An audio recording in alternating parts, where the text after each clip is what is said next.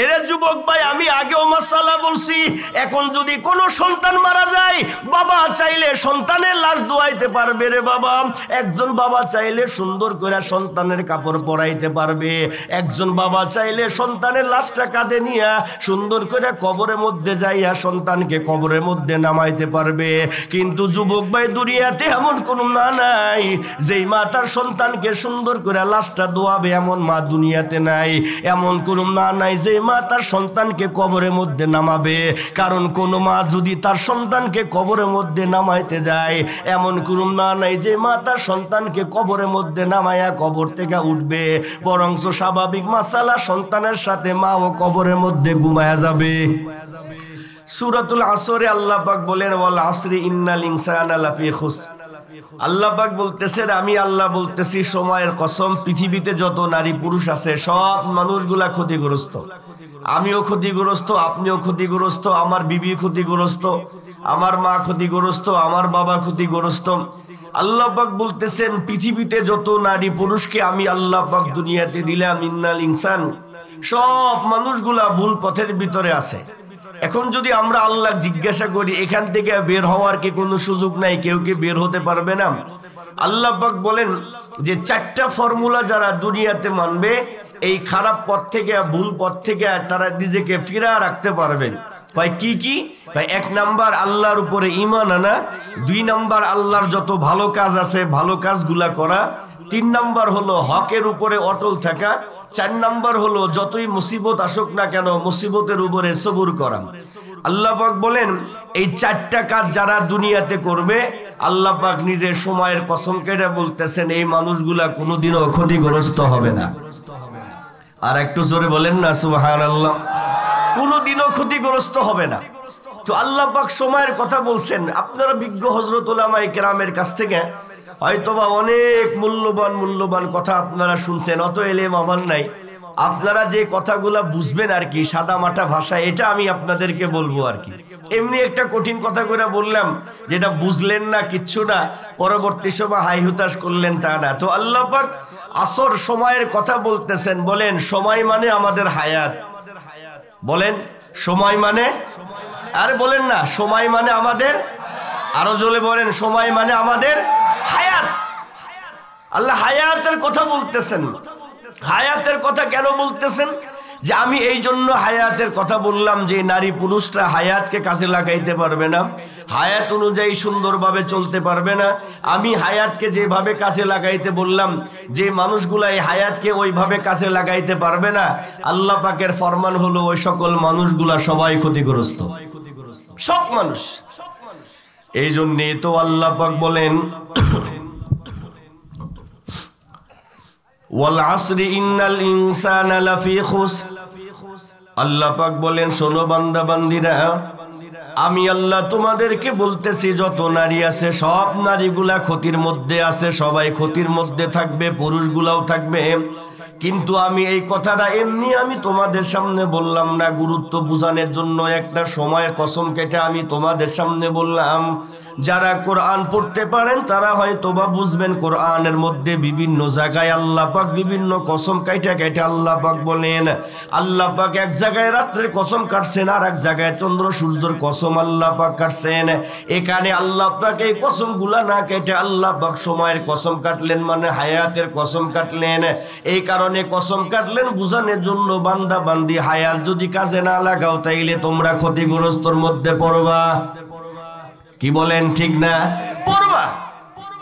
এই জন্যই তো বাবা আমি আপনাদেরকে বলবো, হায়াতের এত দাম। হায়াত যদি না থাকে, আপনি জীবনভর আপনি কোনো নেক কাজ করতে পারবেন না, কোনো কাজের মধ্যে আপনি নিজেকে চালাইতে পারবেন না। এখানে গ্রামের ভিতরে সবচাইতে বিজ্ঞ হযরত উলামায়ে কেরামগণ আপনাদের গ্রামে আছে। উল্লেখযোগ্য, আপনাদের গ্রামে অনেক বড় বড় মাদ্রাসা। এর ভিতরে আমার মুরব্বী ওস্তাদ সমতুল্য আলহাজ হযরত মাওলানা মুফতি আতিকুল ইসলাম বড় মুফতি সাহেব নামে পরিচিত লোক মহল্লার মধ্যে আছে। আপনারা ওনাদেরকে জিজ্ঞাসা করবেন, বাজান একজন মানুষের হায়াতের কত দাম? আমি যদি একটা মাসালা বলি তাইলে হয়তো বা বুঝবেন যে আল্লাহ পাক হায়াতের কত দাম আল্লাহ পাক দিছে। আল্লাহ পাক আমাদেরকে দুনিয়াতে দেওয়ার পরে প্রত্যেকটা মানুষ দুনিয়া থেকে কবর পর্যন্ত যাবে। আপনারা বুঝা থাকলে বলেন, দুনিয়াতে আসছি কেউ মরবে না এরকম কি দুনিয়াতে কেউ আছে? আর একটু জোরে বলেন, কেউ আছে? না, কেউ নাই। আপনারা একটু আমার সাথে সহযোগিতা করবেন। আমার খুব জ্বর ঠান্ডা, আমি আসর পর্যন্ত শুয়েছিলাম, পরে হুজুর ফোন করছে আসরের সময়, কত দূর বারে, তখন আমি বাইরে হয়ে ঢাকা থেকে রওনা দিয়ে চলে আসছি। এই জন্য আল্লাহ পাক যেন কিছু বলাই, আল্লাহ যেন আমাকেও বলেন, আপনারা যেন শোনেন, আল্লাহ সবাইকে যেন তৌফিক দেয়। সবাই বলেন না আমিন? শুনবেন তো ইনশাআল্লাহ?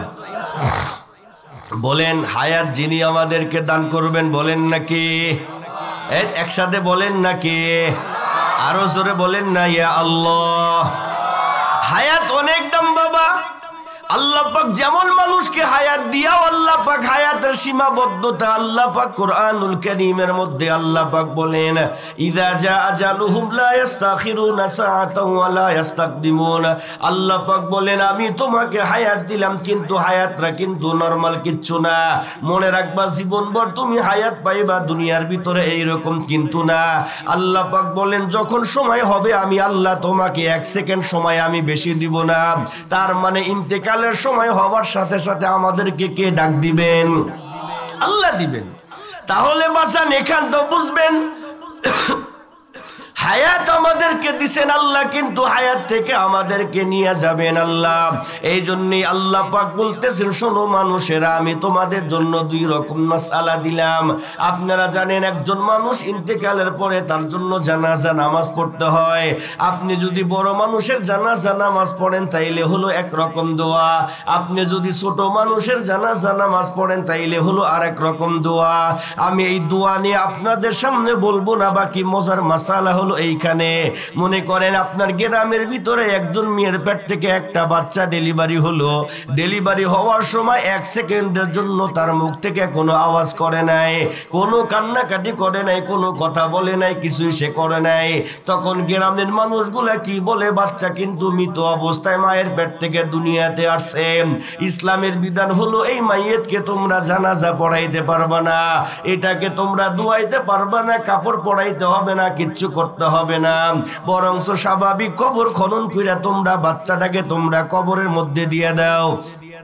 কিন্তু বাসান আরো লম্বা কথা, আপনার যদি একটা বাচ্চা ছেলে হোক অথবা মেয়ে হোক, যদি ডেলিভারি হয়, আর যদি ডেলিভারির সময় আপনার বাচ্চার জবান দিয়া যদি একটু সময় পরিমাণ যদি আওয়াজ বের হয়, আর যদি আপনার বাচ্চা যদি কান্নাকাটি করে, এইবার ইসলামের মাসালা হলো আগের বাচ্চার সাথে তুমি এই বাচ্চার কোনো মিলাইতে পারবা না। 1 সেকেন্ড হায়াত পাওয়ার কারণে এখন এই বাচ্চাটাকে সুন্দর করে গোসল করাইতে হবে। 2 নাম্বার হলো বড় মানুষকে যেমনি কাপড় পরাইতে হয়, এই বাচ্চাটাকে তুমি ওইভাবে কাপড় পরাইবা। এরপরে বড় মানুষের যেমনি কবর খনন করতে হয়, বাচ্চাটা তুমি কেমনে কবর, ওইভাবে তুমি কবর খনন করবা। এরপরে বড় মানুষের যেমনি 4 তাকবীর দিয়ে জানাজা পড়তে হয়, বাচ্চাটা তোমরা জানাজা নামাজ পড়বা। এই জন্যই আল্লাহ পাক বলেন, এত কদর আমি কি জন্য আমি এই বাচ্চাটাকে দিলাম, কারণ আগের বাচ্চার হায়াত ছিল না, কিন্তু এই বাচ্চার 1 সেকেন্ড হায়াত দান করছি আমি আল্লাহ। হায়াত, এই জন্য বাঁচান হায়াতের অনেক দাম। বলেন হায়াতের কি বলেন না? এখন তো মানুষ হায়াতকেও আর সুন্দরভাবে দুনিয়াতে কাজে লাগাইতে চায় না, আছে না? হায়াত পায়া মানুষ মনে করে আমি বুঝি সব, আমি আর কোনোদিন দুনিয়া থেকে যাব না। কত অহংকারী, কত তাকাব্বুরিন, কত ভাবে সে দুনিয়ার ভিতরে চলে। আসলে তোমার হায়াত কিচ্ছু না। আল্লাহ চাইলে 1 সেকেন্ডের ভিতরে তোমাকে দুনিয়া থেকে কবরে নিতে পারে। এই জোরে বলেন, পারে না? যদি নাও নেয়, আপনাকে আল্লাহ দুনিয়াতে পঙ্গু বানায় রাখতে পারে। আমি গত বছর এখানে একটা কারগুজারি শুনাইতেছিলাম।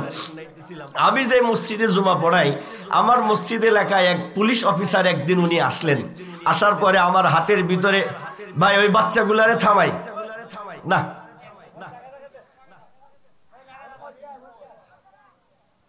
যারা আছেন বাচ্চাগুলারে থামায়া দেন, সবাই এদিকে খেয়াল দেন, সবাই বলেন সুবহানাল্লাহ। তো উনি আসছে, এসে আমায় বলতেছে, হুজুর এই টাকাগুলা দিলাম, আপনি আমার মেয়ের জন্য দোয়া করবেন। তা আমি ওই পুলিশ স্যারকে বললাম যে ভাই কি আপনার মেয়ের জন্য দোয়া করতে হবে? উনি বলেন হুজুর আমার বাচ্চা যখন জন্ম নেয় তখন আমার কুমিল্লাতে পোস্টিং। আমার বাচ্চা জন্ম নেওয়ার পরে সাথে সাথে সে টয়লেট করে নাই, পায়খানা করে নাই। তো আমি কুমিল্লা বিভিন্ন ডাক্তারের কাছে যাওয়ার পরে পরামর্শ করলাম। ডাক্তাররা আমায় বলতেছেন শোনেন, আপনি ঢাকা থেকে শিশু বিশেষজ্ঞ ডাক্তার আপনার এখানে ইমার্জেন্সি ভাবে আনেন, উনি যদি আপনার বাচ্চার কোনো একটা ব্যবস্থা করতে পারে, আমরা স্বাভাবিক পারবো না। তখন স্যার বলতেছিলেন যে আমি ঢাকা থেকে স্পেশালিস্ট শিশু বিশেষজ্ঞ ডাক্তার কুমিল্লাতে নিলাম, যেইভাবে হোক উনি আমার বাচ্চার পায়খানার ব্যবস্থা করে দিছে। দেওয়ার পরে উনি আমাকে বলতেছে দ্রুত আপনার বাচ্চাকে আপনি ঢাকায় নিয়ে আসেন, বাকি চিকিৎসা ঢাকায় হবে। তো ঢাকায় আনলাম, আনার পরে পরীক্ষা নিরীক্ষা করে বলতেছেন স্যার আপনার বাচ্চা জীবনও পায়খানার রাস্তা দেয়া স্বাভাবিকভাবে পায়খানা করতে পারবে না। পারবে না স্যার বলেন, আমার শরীর তো ঘামা শুরু হয়ে গেল। আমি তখন ডাক্তারকে বললাম কারণ কি, এটা কি আপনি বলতে পারেন? ডাক্তার তখন বলতেছেন শোনেন, আপনার বাচ্চা স্বাভাবিক আমরা খাবার খাওয়ার পরে এই খাবারগুলা প্রথমে ডান পাশে যায়, এখান থেকে হজম শক্তি হয় পিছনে একটা রগের মাধ্যম দিয়া বাম পাশে আসে, এরপরে এখান থেকে পায়খানা রাস্তা দিয়া মলগুলা বের হয়। ডাক্তার স্যারকে বলতেছে আপনার বাচ্চার খাবার যে ডান পাশ থেকে বাম পাশে আসবেন, এই রগের সমস্যা, বাচ্চার বয়স যখন 7 থেকে 8 বছর হবে তখন অপারেশনের মাধ্যমে নতুন কোনো রাস্তা তৈরি করে তারপরে পায়খানার রাস্তা দিয়া পায়খানা করাইতে হবে। আপনারা বুঝে থাকলে বলেন, এই যে আল্লাহ পাক তাকে এই বড় পরিমাণ মুসিবত দান করছে, হায়াত থাকলে কি হবে? যদি আল্লাহ হায়াত দেয় আর হায়াতের মধ্যে যদি আপনাকে মুসিবত দেয়, হায়াতের তেমন কোনো মূল্য নেই। জোরে বলেন ঠিক না? কোনো মূল্য নেই। তার তুলনায় আল্লাহ আমাদেরকে অনেক ভালো রাখছে। এই জন্যই তো বাজান আল্লাহ পাক সব মানুষদেরকে হায়াত দান করছেন। হায়াতের ভিতরে আল্লাহ পাক অনেক সমস্যা আপনাকে দিবে। আমি মাদেরকে বলবো, মায়েরা আপনার হায়াতের ভিতরে অনেক সমস্যার মধ্যে আপনি পড়বেন।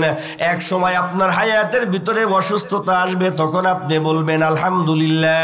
আপনার হায়াতের মধ্যে ভালো আসলো, আপনি বলবেন আলহামদুলিল্লাহ। আপনার হায়াত যদি খারাপ চলতে থাকে আপনি তাও বলবেন আলহামদুলিল্লাহ। কারণ যিনি আমাকে ভালো দান করবেন, তিনি আমাকে মন্দ দান করবেন। যিনি আমাকে ভালো রাখতে পারেন তিনি আমাকে মন্দ করাইতে পারেন। কারণ আল্লাহ ছাড়া আমার হায়াতের মধ্যে মাতবারি করার ক্ষমতা কারো নাই। আরো জোরে বলেন ঠিক কিনা? নাই। বাসান যারা কোরআন পড়েন, কোরআনুল কারীমের ভিতরে একটা সূরা আছে, সূরাটির নাম হলো সূরা ইউসুফ। বলেন সূরাটির নাম কি? এই সূরা ইউসুফকে আল্লাহ পাক আহসানাল কসস নামে আল্লাহ পাক নিজে উল্লেখ করছেন। আসলে কিচ্ছা বলার কোনো বিষয় না, কিন্তু বুঝানোর জন্য আমি আপনাদেরকে বলতেছি। এই যে ইউসুফ নামে আল্লাহ পাক যে সূরা নাজিল করলেন, সূরার ভিতরে লম্বা ঘটনা বয়ান করলেন। হযরতে ইউসুফ পয়গম্বর বাজার নরমাল কোনো যুবক না, আমার আপনার মতো কোনো যুবক না। হযরতে ইউসুফ পয়গম্বরকে আল্লাহ পাক যেমন নবুয়তি দান করছেন, এই ইউসুফ পয়গম্বরের বাবা ছিল ইয়াকুব পয়গম্বর, তাকেও আল্লাহ নবুয়তি দান করছেন। ইয়াকুব পয়গম্বরের বাবা ছিল ইসহাক পয়গম্বর, তাকেও আল্লাহ নবুয়তি দান করছেন। ইসহাক পয়গম্বরের বাবার নাম ছিল ইব্রাহিম পয়গম্বর, তাকেও আল্লাহ পাক নবুয়তি দান করছেন। এই যে ইউসুফ পয়গম্বর নরমাল কোনো বাচ্চা না বাজান, আল্লাহ পাক ইয়াকুব পয়গম্বরের ঘরে 11টা বাচ্চা দান করে। এই 11টা বাচ্চার ভিতরে অন্যতম 2টা বাচ্চাকে হযরত ইয়াকুব পয়গম্বর বেশি মোহাব্বত করে। এর ভিতরে একজনের নাম হলো ইউসুফ আর একজনের নাম হলো বিনিয়ামিন। আপনারাও বুঝা থাকলে বলেন তো দেখি, আমাদের সমাজের মধ্যে কিন্তু আব্বারা সবাইকে সমান মোহাব্বত করে না। বলেন ঠিক না? করে না। কেন করে না বাজান? অনেক যুবক দেখবেন মাদের সাথে খারাপ ব্যবহার করে, অনেক মেয়েদেরকে দেখবেন মাদের সাথে 2 নাম্বারি করে। আসলে তো বাজান আমি বলবো একটা বিষয় মনে হয়েছে, তাই আমি আপনাদের সামনে বলতেছি। আমি আপনাদের পায়ে হাত দিয়া বলি, জীবনে 3 শ্রেণীর মানুষের জীবনে আপনারা বদদোয়া নিবেন না। কারণ নবী বলেন, আমি নবী দোয়া করলেও আল্লাহ পাক ডাইরেক্ট দোয়া কবুল নাও করতে পারে। কোন পীর আউলিয়া দোয়া করলে নবী বলেন ওই দোয়া আল্লাহ পাক ডাইরেক্ট কবুল কবুল নাও করতে পারে। নবী আমার বলেন 3 শ্রেণীর মানুষের দোয়া আল্লাহ পাক ডাইরেক্ট কবুল করে। এর ভিতরে 1 নাম্বার হলো মুসাফিরের দোয়া। কোন মুসাফির যদি দোয়া করে আল্লাহ পাক ডাইরেক্ট দোয়াটা কবুল করে নেয়। 2 নাম্বার হলো মাজলুমের দোয়া। আপনার যদি কারো প্রতি জুলুম করেন আর মাজলুম ব্যক্তি যদি আপনার জন্য দোয়া বদদোয়া করে, নবী আমার বলেন এইটা দেরি হয় না, সাথে সাথে আল্লাহ পাক এইটা কবুল করে নেয়। আর 3 নাম্বার মজার কথা হলো আব্বা আম্মা যেটাই দোয়া করুক ডাইরেক্ট কে কবুল করে? বলেন আল্লাহ করে। বাজান বলতে গেলে অনেক সময় লাগবে। আল্লাহ পাক নিজে কোরআনে বলেন ওয়াকাযা রাব্বুকা আল্লা তা'বুদু ইল্লা ইয়্যাহু ওয়া বিল ওয়ালিদাইনি ইহসানা। আল্লাহ পাক বলেন শোনো বান্দা বান্দিরা, 1 নাম্বার হলো আমি আল্লাহর গোলামি করবা। এইবার একটা জিজ্ঞাসা হলো আপনার গোলামি করার পরে কার ইবাদত করতে হবে, কাকে সম্মান করতে হবে? এ গোরা সরা যুবক ভাই মুরব্বি বাবাজি যারা আছেন, আল্লাহ পাক এইটা বলেন নাই আমার পরে তোমার স্ত্রীকে বেশি সম্মান করবা। আল্লাহ পাক এইটা বলেন নাই আমার পরে তোমার পীরকে তুমি বেশি সম্মান করবা। আল্লাহ পাক নিজেই ফতোয়া দিয়া বলেন 1 নাম্বার হলো আমি আল্লাহ পাকের হক তোমরা আদায় করবা। আল্লাহ পাক বলেন আমি আল্লাহর পরে যাদের হক আদায় করবা তারা হলো আব্বা এবং আম্মা।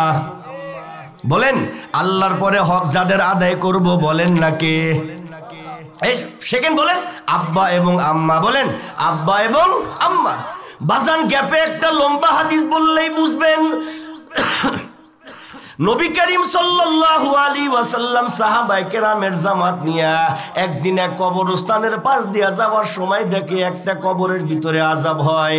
সব সাহাবীদেরকে দাঁড় করায় বলতেছেন শোনো সাহাবীরা, এই কবরের মধ্যে কোন যুবক ঘুমায় আছে, যুবকের নাম কি, যুবকের বাবার নাম কি, মায়ের নাম কি, খোঁজ খবর নাও।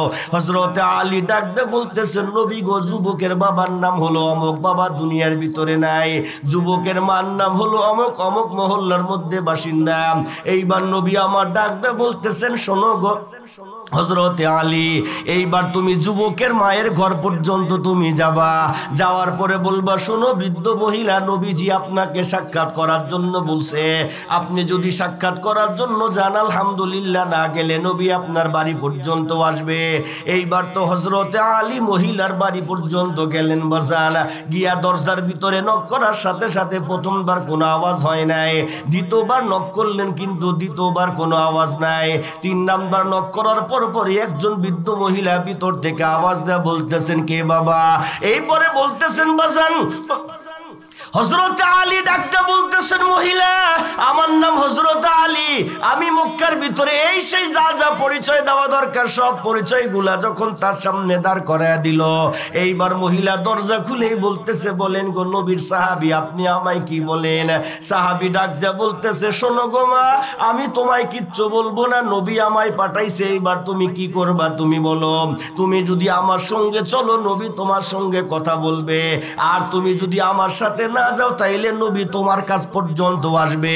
এইবার মহিলা ডাকতে বলতেছেন নবীর সাহাবী আমি এমন বড় বেয়াদব হই নাই যে নবী আমার বাড়ি পর্যন্ত আসবে, কোনোদিনও হবে না।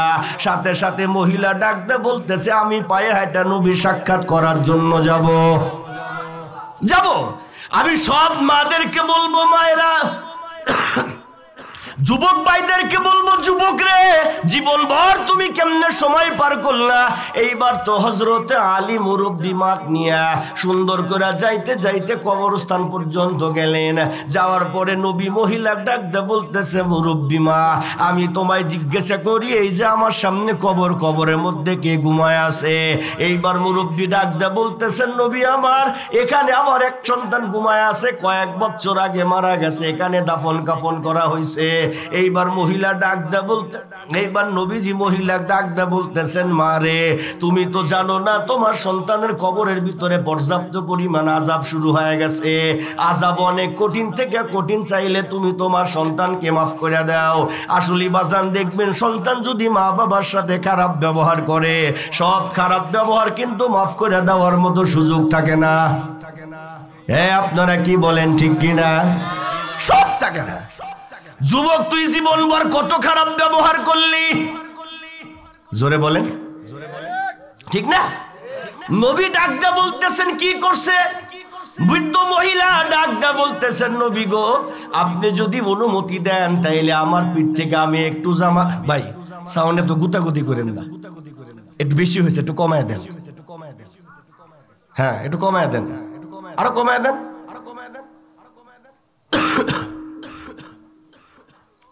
সবাই বলেন হ্যাঁ ঠিক, হ্যাঁ একটু কমায় দেন সাউন্ড। হ্যাঁ সুবহানাল্লাহ। এইবার তো বাজার মহিলা ডাক দা বলতেছে, শোনেন নবী, আপনি যদি অনুমতি দেন তাইলে কি আমার শরীর থেকে জামাটা আমি সরাইতে পারবো? নবী আমার ডাক দা বলতেছেন, বলেন গো মহিমা গো, আপনার জামা যা করতে চান আপনি করেন।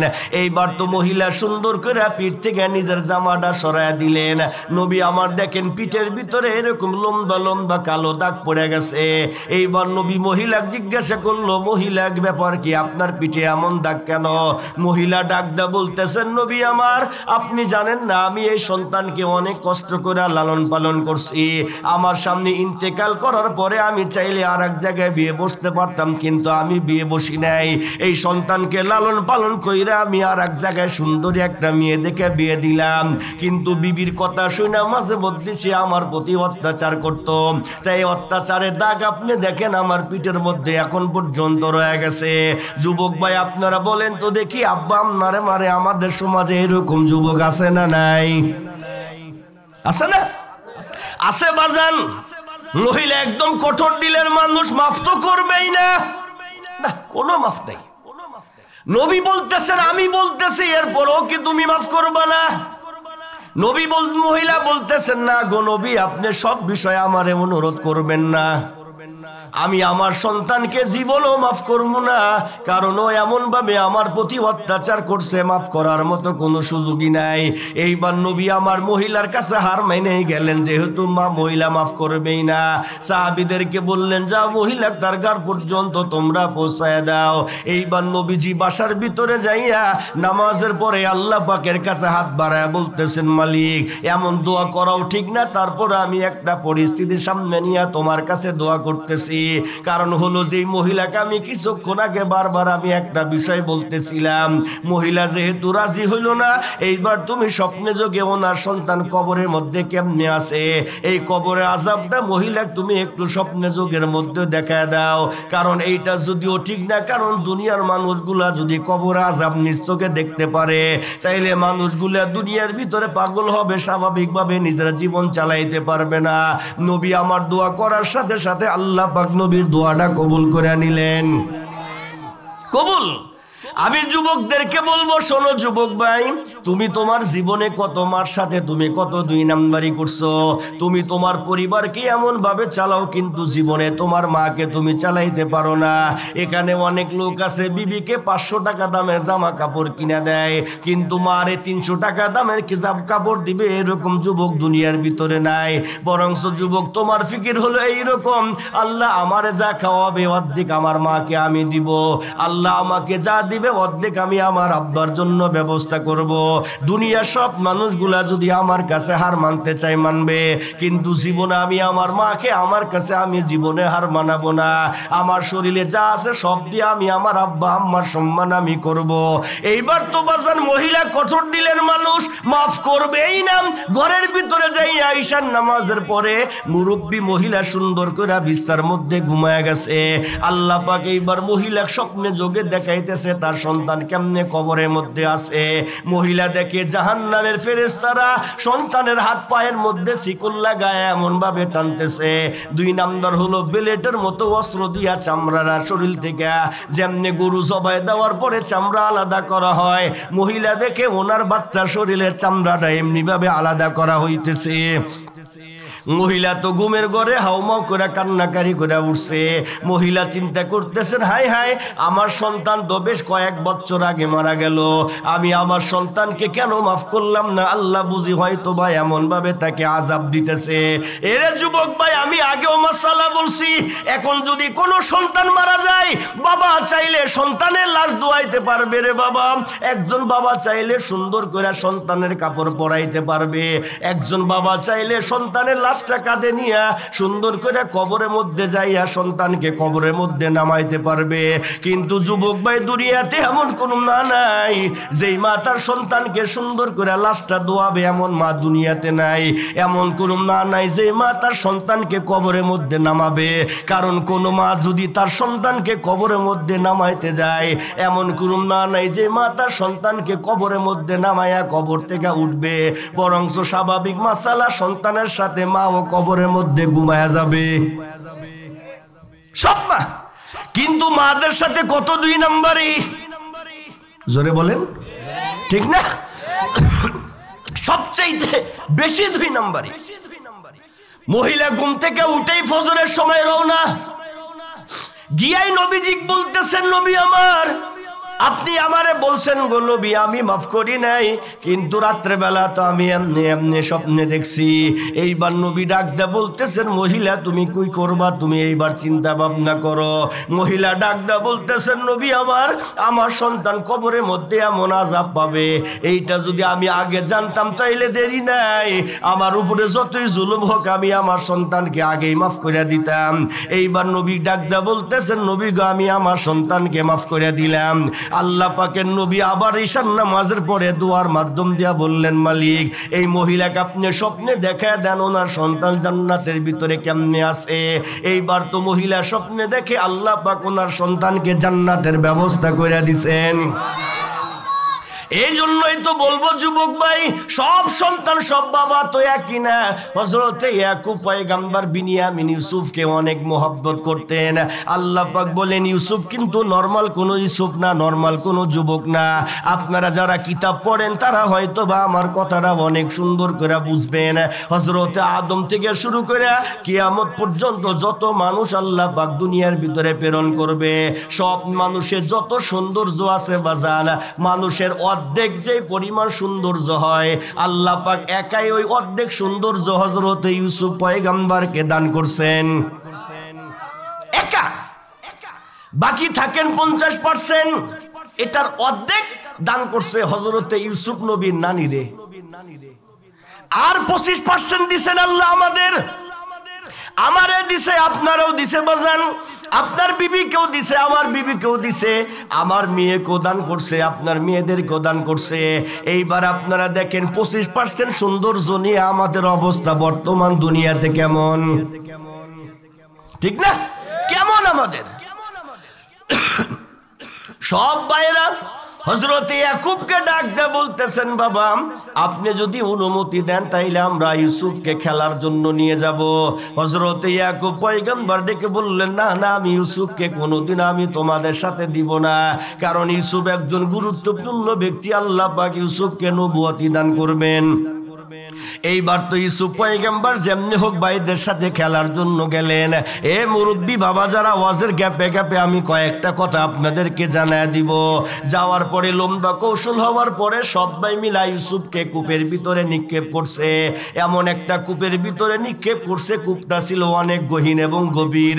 এই কূপটা ছিল গহীন জঙ্গলের ভিতরে, আবার রাতটা ছিল অন্ধকারের রাত। সব মানুষগুলা হযরতে ইউসুফ পয়গম্বরকে ভাইরা যখন কূপের ভিতরে নিক্ষেপ করলো, আপনারা আমার কথা বুঝেন তো দেখি, কূপের ভিতরে কেউ না থাকলে যিনি আছেন কে?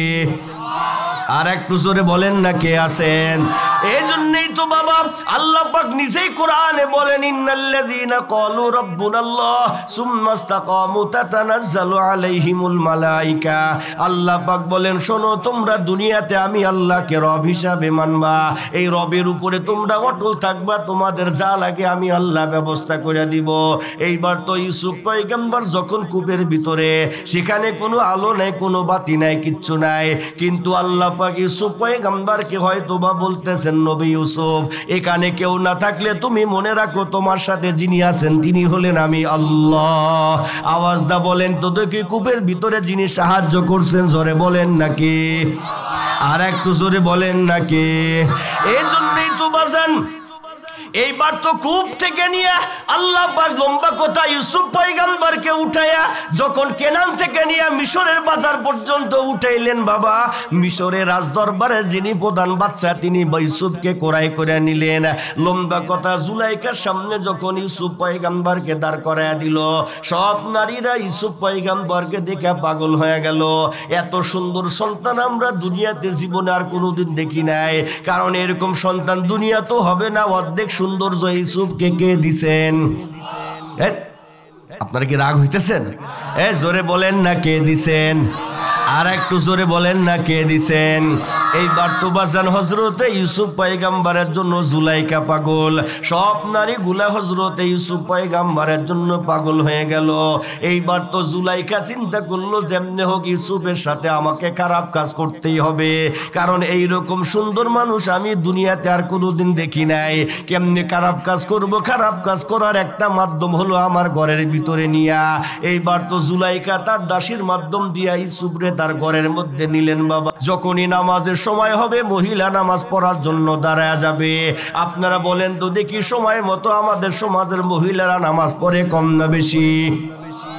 নাই, বলেন বলেন ঠিক না? নাই, নামাজই পড়ে না, বুড়ি চলতে পারে না। ও যে বাঁচবে না ও নিজেও জানে যে আমার হায়াত বেশি দিন নাই, এরপর আপনি দেখবেন মহিলা নামাজ পড়ে না। কি বলেন ঠিক না? নামাজের একটা মাসালা শোনাই আপনাদের। ধরেন একজন মহিলার যদি বাচ্চা প্রসবের সময় হয়, আপনারা তো সবাই শিক্ষিত মানুষ, বয়স্ক মানুষ, মানে বুঝবার মানুষ, বুঝবেন পৃথিবীতে নারীদের সবচাইতে কঠিন যে কাজ, সে কাজের নাম হলো বাচ্চা প্রসব করা। এর চেয়ে আর কোনো কঠিন কাজ নাই। ওলামায়ে কেরামগণ বলেন, মনে করেন মাগরিবের সময় একদম অল্প সময়, এই মাগরিবের সময় যদি কোনো মেয়ের পেটের বাচ্চা যদি প্রসবের বেদনা ওঠে, আর বাচ্চা হওয়ার সাথে আগ দিয়া মেয়েদের জরায়ুতে এক জাতীয় রক্ত আসে যেটাকে নিফাসের রক্ত বলা হয়, ওই রক্ত আসার সাথে সাথে মেয়েদের উপরে নামাজ মাফ হয়। নামাজের রক্ত চলতেছে, এখন পর্যন্ত রক্ত আসে নাই, তাইলে শরীয়তের মাসালা হলো গর্ত করে ওই মহিলা গর্তের ভিতরে দাঁড় করা হলো, মাগরিবের নামাজ পড়াইতে হবে। এখন একটা কথা, হুজুর এই সময় তো কেউ মাগরিবের নামাজ পড়তে পারবে না, এটা সঠিক কথা, কিন্তু এই কথা বললো কেন? নামাজের এত গুরুত্ব যে কোনো মেয়ে যেন সহজে নামাজ না সারে। এক নাম্বার সময় মতো নামাজ শিখাইবেন তো আপনারা। 2 নাম্বার হলো বাজান সময় মতো নামাজ পড়ার পরপরই 3 নাম্বার হলো স্বামীদের খেদমত করা। দেখবেন আমাদের অনেক মহিলারা স্বামীদের খেদমত করতে চায় না, স্বামীদেরকে কেমনে ভক্তি করতে হয় অনেক মেয়েরা কিন্তু চায় না। ম্যাক্সিমাম মেয়েরা দেখবেন স্বামীদের সাথে 2 নাম্বারই করে, কি হুজুরের বউ কি গায়রে হুজুরের বউ। আপনি দেখবেন ম্যাক্সিমাম মহিলারা স্বামীদের সাথে 2 নাম্বারই করার ওস্তাদ। বলেন ঠিক না? ওস্তাদ। মাদেরকে বলবো ভুলেও করবেন না। আমাদের মাদ্রাসায় এক কিতাব পড়ানো হয়, কিতাবের নাম হলো কালিউবি। মাওলানা শিহাবুদ্দিন কালিউবি রহমাতুল্লাহি আলাইহি বলেন, এক মহিলার বাচ্চা অসুস্থ, মহিলা মান্নত করছে কি, আল্লাহ তুমি যদি আমার ছেলেকে শেফা দান করো 7 দিন জীবিত আমি কবরে থাকবো। আল্লাহ পাক শেফা দিছে, তো মহিলা তো আর কবরে যায় না, আল্লাহ পাক আগের মতো সন্তানকে আবার বানায়া দিছে। আল্লাহ পাক বলতেছে তুই কবরে না গেলে তোর সন্তান আর ভালো হবে না। শিহাবুদ্দিন কালিউবি বলেন, এক পর্যায়ে মহিলা মান্নত পূরণ করার জন্য কবরের মধ্যে ঢুকছে, ঢুকেই দেখে আল্লাহ কবর আর কবর নেই, কবর একটা দুনিয়ার মতো বানায়া রাখছে। তো চলতেছে চলতেছে, লম্বা কথা, গিয়া দেখেন এক পুকুর পাড়ে 2 জন মহিলা বসা, 2 জনেরই মাথার উপরে পাখি আছে, একজনকে ছায়া দেয় আর একজনকে কষ্ট দেয়। মহিলা ওই 2 মহিলা জিজ্ঞাসা করে বলতেছে কি ব্যাপার, একজনকে আরাম দেয় আর একজনকে কষ্ট দেয়, কারণ কি? যেটারে আরাম দেয় সেটা বলতেছে আমি যখন মারা যাই ওই সময় আমার স্বামী আমার প্রতি খুব খুশি ছিল। কয় তোমারে কষ্ট দেয় কেন? কয় আমি যখন মারা যাই আমার স্বামী আমার প্রতি খুব নারাজ ছিল। আপনি তো আবার দুনিয়াতে যাবেন, আপনি আমার স্বামীরে বলেন সে যেন আমারে মাফ করে দেয়। এই জন্য মাদেরকে বলবো ভোটও করবেন না। তিন নাম্বার মৌলিক কথা হলো নিজের লজ্জাস্থান হেফাজত করা। আপনি জীবনে আপনার লজ্জাস্থান অন্য কারোর জন্য আপনি বিলিয়ে দিবেন না, কারণ আপনার লজ্জাস্থান কেবলমাত্র আপনার স্বামীর জন্য আল্লাহ পাক আপনাকে আমানত দিয়া রাখছে। এইবার তো জুলাইখা ইউসুফ পয়গম্বরকে যেমনে পারে ভুলভাল দিয়া ঘরের মধ্যে নিয়া সব দরজাগুলা লাগাইয়া জুলাইখা ডাক দে বলতেছেন, ইউসুফ তোমার সাথে আমার জরুরি কথা। এইবার ইউসুফ ডাক দে বলতেছে, বলেন জুলাইখা আপনি আমারে কি বলতে চান? এইবার জুলাইখা ডাক দে বলতেছে, শোনো ইউসুফ, এখন তুমি আর আমি ঘরের ভিতরে, আমরা দুইজন ছাড়া আর কেউ নাই। তুমি যদি কিছু মনে না করো তাইলে তুমি এখন আমার সাথে খারাপ কাজ করতে পারো। ইউসুফ নবী ডাক দে বলতেছেন, না গো জুলাইখা, আমি তোমার সাথে খারাপ কাজ করতে পারবো না। এইবার জুলাইখা ডাক দে বলতেছে, কারণ কি, কেন তুমি আমার সাথে খারাপ কাজ করবে না? ইউসুফ ডাক দে বলতেছে, শোনো জুলাইখা, আমরা দুইজন ঘরের ভিতরে থাকলে কি হবে? ঘরের ভিতরে আর একজন যিনি আছেন, জোর আওয়াজে বলেন নাকি? আরো জোরে বলেন নাকি? দেখবেন বাবা, যে করে গুনাহ তার কোনো হুঁশ নাই। জুলাইখা এক পাথরের, তখনকার সময় মিশরীরা এক পাথরের যে আমন নামে এক খোদার যে পূজা করতাম, এই ঘরের ভিতরে এক পাথরের খোদা ছিল জুলাইখা মুস্কি হাসি দিয়া বলে, আসলেই তো তাই, এই ঘরের ভিতরে খোদা আছেন, খোদা তাকায় আছে, খোদার সামনে আমি টোটাল উলঙ্গ হব, তুমি উলঙ্গ হইবা, দুইজন মিলে আমরা খারাপ কাজ করব। এটা তো আদৌ ঠিক না, এটা ঠিক না। জুলাইখা নিজের ওন্না দিয়া সুন্দর করে খোদার চেহারাটা ডাক দিয়া, এইবার তো জুলাইখা বলতেছেন, শোনো ইউসুফ, আমি এখন উলঙ্গ হই, তুমি আমার সাথে এখন খারাপ কাজ করতে পারো। ইউসুফ নবী ডাক দে বলতেছেন, না গো জুলাইখা, আমি খারাপ কাজ করব না, কারণ আল্লাহ পাক এই কাজ করার জন্য দুনিয়াতে আমাকে পাঠান নাই। আল্লাহ পাক বলেন, ওয়ালা তাকরাবুজ জিনা, তোমরা কেউ জেনার নিকটবর্তী হবা না, কারণ জেনা করা অনেক খারাপ জিনিস। আল্লাহ পাক বলেন, জেনা করা তো দূরের কথা, যে কাজগুলা করলে জেনা করার আগ্রহ হয়, আল্লাহ পাক বলেন ওই কাজগুলার ধারে কাছে তোমরা কেউ যাইতে পারবা না। ইউসুফ নবী ডাক দে বলতেছেন, না না না গো মহিলা, আমি তোমার সাথে খারাপ কাজ করবই না। কিন্তু জুলাইখা নাছরবান্দি বলতেছেন, না রে ইউসুফ, আমি তোমার জন্য কতদিন যাবত পর্যন্ত পাগল, আমি তোমাকে আমার ঘরের মধ্যে নিয়ে আসলাম, তুমি এখন আমার সাথে খারাপ কাজ করবা। এইবার তো ইউসুফ নবী ডাক দে বলতেছে, শোনো মহিলা, আল্লাহ আমাকে দুনিয়াতে পাঠাইছে, আমি কি জন্য তোমার সাথে আমি খারাপ কাজ করব? এইবার তো জুলাইখা বারবার বলার পরে বিজ্ঞ ওলামায়ে কেরামগণ বলেন, ইউসুফের মনের মধ্যে একটু চক্রান্ত হয়ে গেল, আমি আজকে জুলাইখার সাথে খারাপ কাজ করব, কারণ এরকম সুন্দরী নারী জীবনে কে না চায়, আমি যেহেতু আসছি তাইলে তার সাথে একটু খারাপ কাজ করি। এ যুবক ভাই, মনে রাখবা, সবসময় সব মুসিবতে এক নাম্বার ছায়া আল্লাহ। বলেন এক নাম্বার কে? বলেন না, এই জোরে বলেন, এক নাম্বার কে? আল্লাহর পরে আব্বা এবং আম্মা, আত্মার কালেকশন তাদের সাথে থাকে। মনে রাখবা, তুমি যতই মুসিবতে পড়ো, দুনিয়ার তোমার মুসিবতের সাথে মাদের একটা আত্মার সম্পর্ক, আত্মার কালেকশন, এটা আল্লাহর পরে আল্লাহ নিজে মাদের দিলের ভিতরে দিয়া রাখছে। সব ওয়াজ কোরআন হাদিসে নাই, আর সব ওয়াজ যে কোরআন হাদিস থেকেই করতে হবে এরকমও না। কিছু কিছু ওয়াজ বাস্তবে আমাদের সাথে মিলে। এই আমার ডানে যিনি বসা, আমার খুব কাছের বড় ভাই মারুফ সাহেব, উনি জানেন, আজকে বৃহস্পতিবার, গত বৃহস্পতিবার রাত্রে আমার সন্তানের ঢাকা সাফিনা ডেন্টাল মেডিকেল কলেজে অপারেশন হয়। আমার ভাইয়ের বাসা হলো যাত্রাবাড়িতে, দলপুর, আমরা ছিলাম মালিবাগ।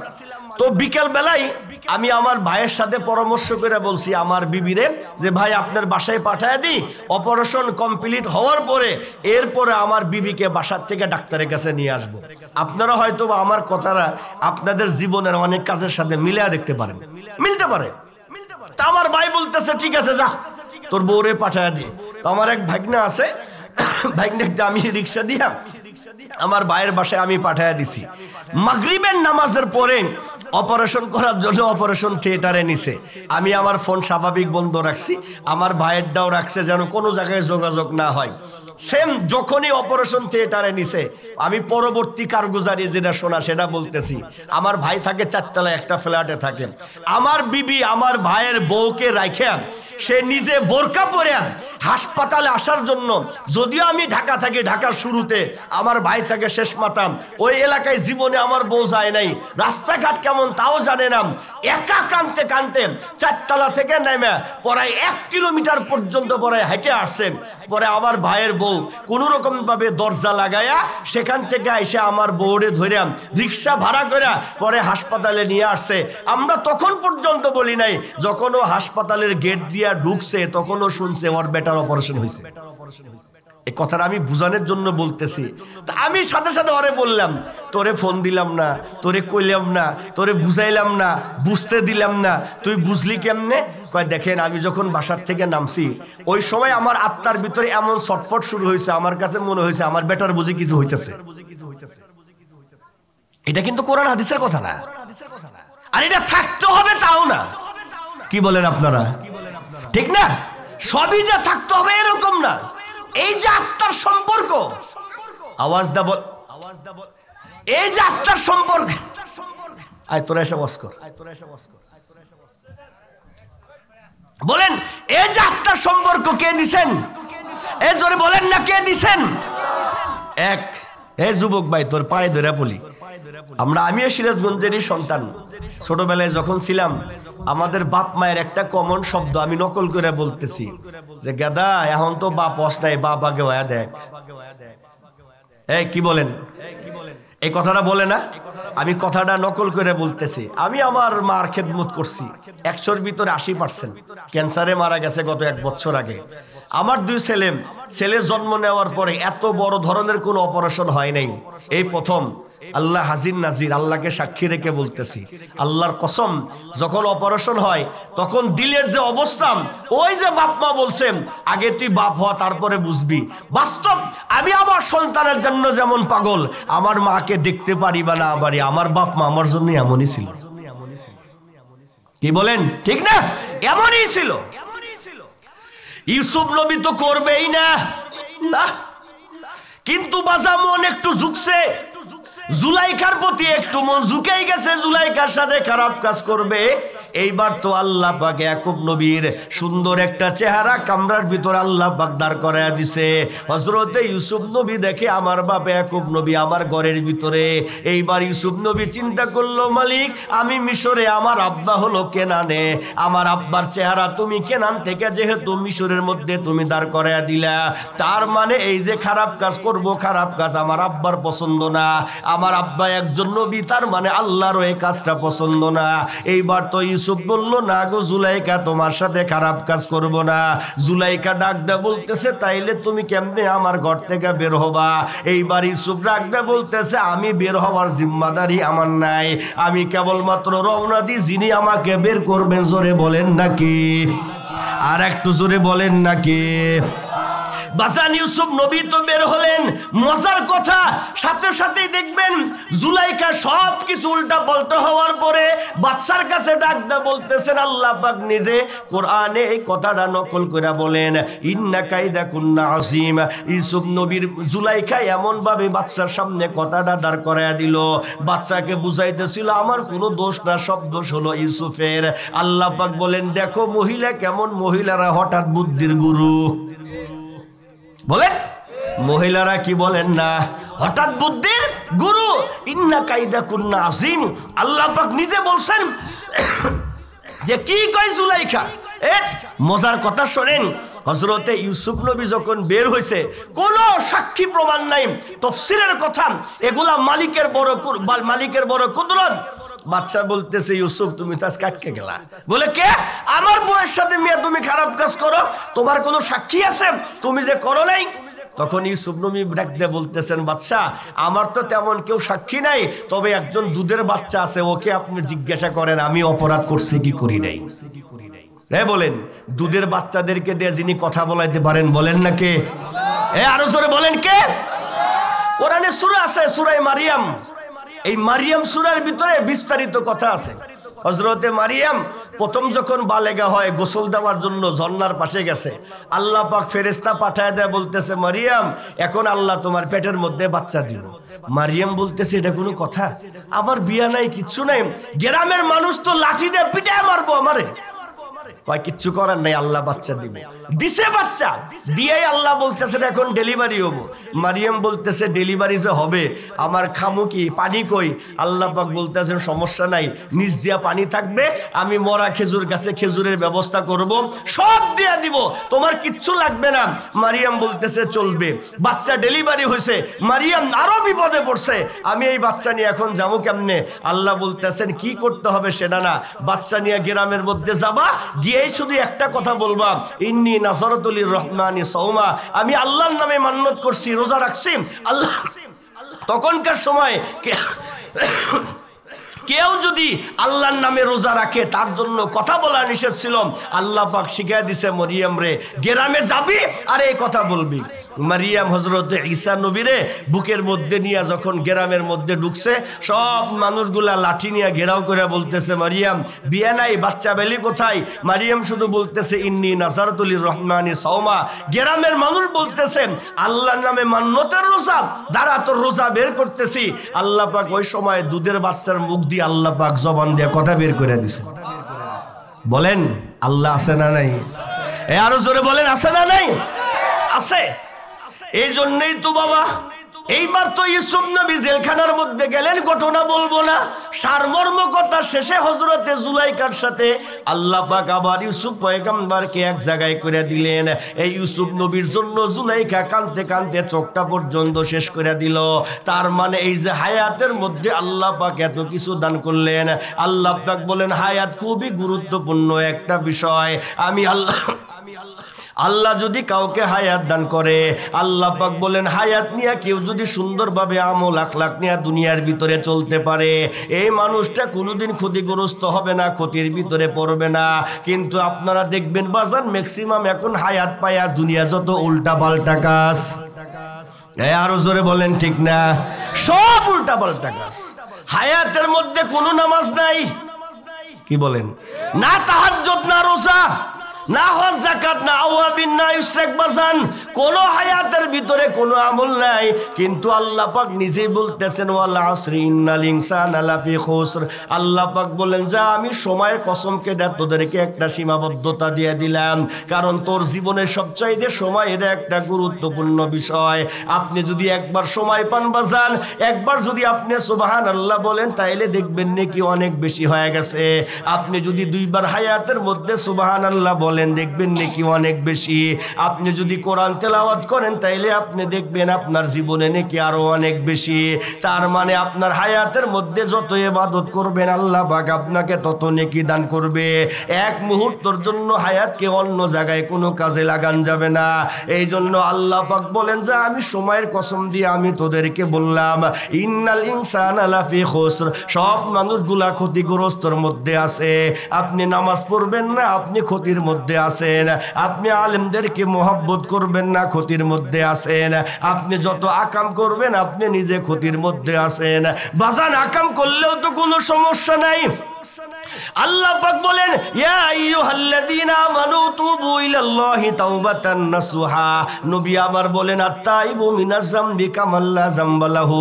একজন মানুষ যদি পাহাড় পরিমাণ যদি নেকির কাজ করে তার হায়াতের মধ্যে, আর সে যদি একবার যদি তওবা করে, আল্লাহ পাক বলেন যা আমি তোর জীবনের যত গুনাহ সব গুনাহগুলো আমি আল্লাহ মাফ করে দিব।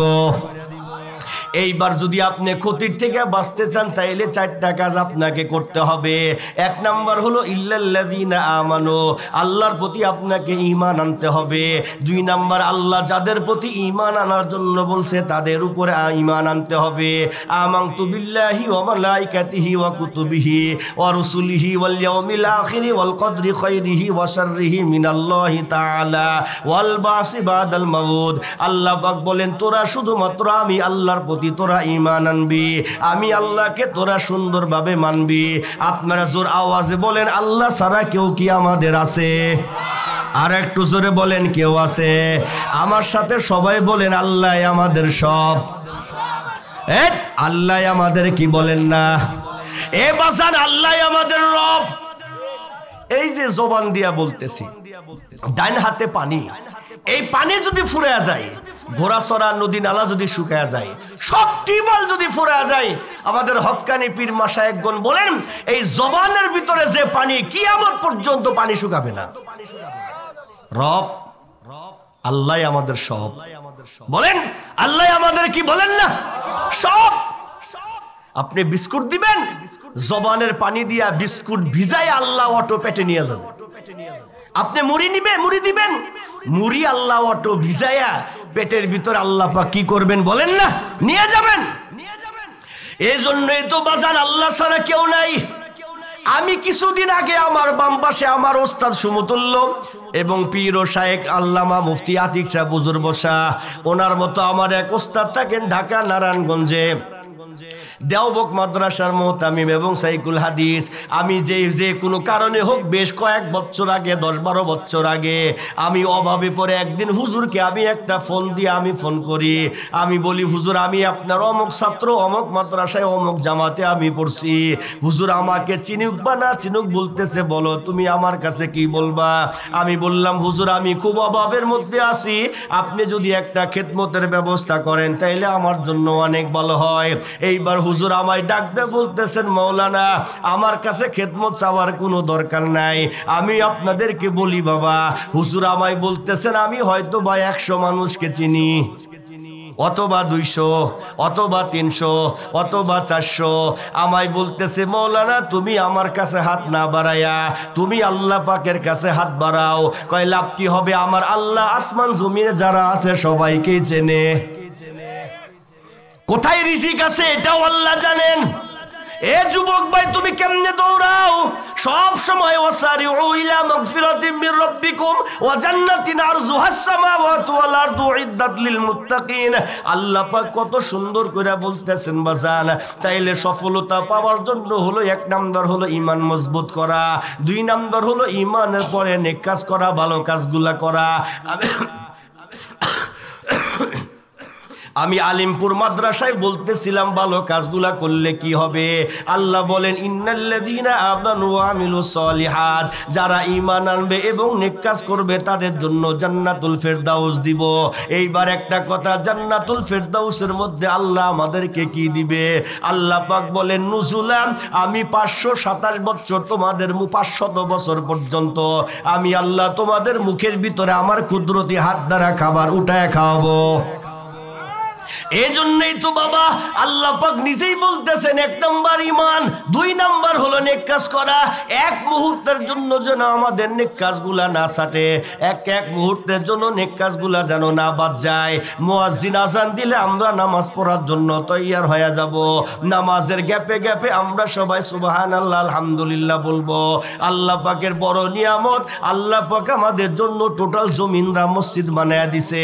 আপনি যেখানে নামাজ পড়বেন আল্লাহ পাক আপনার নামাজ কবুল করে নিবে। এমন কোন জায়গা নাই যেখানে নামাজ পড়লে আল্লাহ আপনার নামাজ কবুল করবে না, তা না। এই জন্য বাবা যত নেক কাজ আছে আমরা নেক কাজগুলা করব।